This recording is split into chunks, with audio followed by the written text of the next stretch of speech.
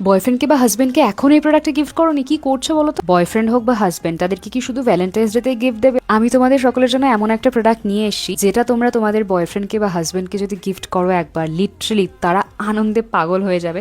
আমি তো আমার বয়ফ্রেন্ডের জন্য এটা কিনেছি, আমি জানি না ওর রিয়াকশনটা কি হবে, আমি জানি আনন্দে হয়তো নাচতে শুরু করবে। দেখো এটা এমন কিছুই না, এটা তো একটা জাস্ট খেলনা, বাট খেলনাটাই এত সুন্দর, এত সুন্দর, লিটারালি আমার তো প্রচণ্ড ভালো লেগেছে। আমি দেখেছি একটা ইনফ্লুয়েন্সারকে তার বয়ফ্রেন্ডকে এটা গিফট করতে এবং সেই ছেলেটা প্রচণ্ড খুশি হয়েছিল।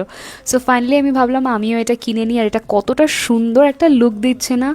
আমি এটা ওকে গিফট করবো এবং ওর রিয়াকশানটা দেখবো, তোমাদের সকলের সঙ্গে হয়তো শেয়ার করতে পারবো না, বাট আমি জানি ও প্রচণ্ড খুশি হবে। সুতরাং তোমরাও শুধুমাত্র ভ্যালেন্টাইন্স ডেতেই কি নিজেদের বয়ফ্রেন্ডকে গিফট দেওয়া যায়? এমনি সময়েও তো দেওয়া যায়, তাই না?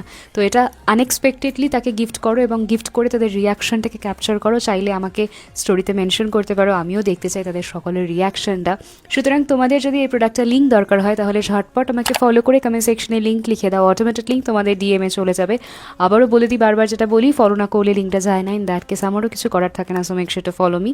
বন্ধুদের সঙ্গে না ভিডিওটা যত পারবে শেয়ার করে দাও, আর হ্যাঁ ভিডিওটা সেভ করতে ভুলো না। আজকের মতন আসি, টাটা।